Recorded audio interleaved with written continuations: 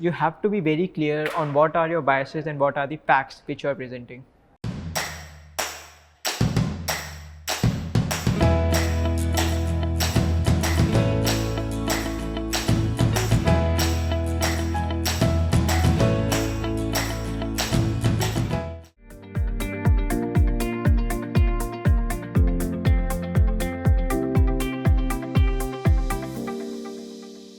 At least in AWT, which is the IMA, yes, you are going to have biases, you are going to have opinions, because the entire structure is like that. You are given an argument and you have to analyze it. You have to analyze the assumption. Now, when it comes to a normal VAT for other schools, let's say you have a topic on stubble burning and you have to analyze whether it's right or wrong and so on. If you have a bias, if you have an opinion, the ideal way would be to mention that this is my opinion, that whether it's right or wrong, this is the reason why it's right, this is why it's wrong, rather than just mentioning straight out that stubble burning is wrong, it should never happen in India ever. Don't make any absolute statement of your opinion.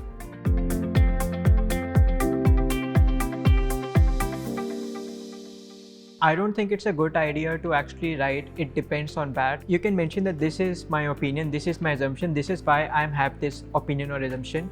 If you feel that you don't have an opinion but both sides of the argument are correct, then you can mention it, that these are the pros of this particular topic or this particular practice, these are the cons of this particular practice, and you can be perfectly analytical without being opinionated. Another thing is, you can mention that if I have a particular data point or I know this data point which can eliminate the "it depends" portion, the uncertainty of that particular statement, then yes, you can mention that as well.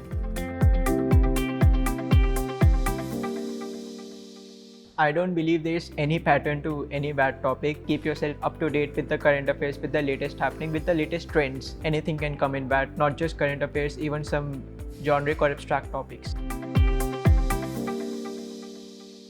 One practice which helped me was that I went through the editorial pages of various newspapers. Reading the editorial can actually help you get an opinion about different experts, about how they feel. So I think that is one thing which can help. But in terms of specific practice writing it, you are going to have a word limit and you are going to have to stick to it. So the more concise you are, the more points you can mention.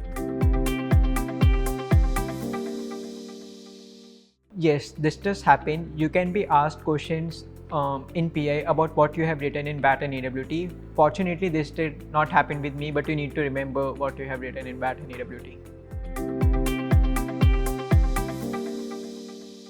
The do's which I have mentioned about being structured, you have to be in a flow. If you're a natural writer, you can do it like that. If you're not a natural writer, you need to practice and get your flow in order. The biggest don't, I believe, is to not exceed the word limit and the rules written over there. If it says that you have like 10 lines, you need to write within those 10 lines, stick to that.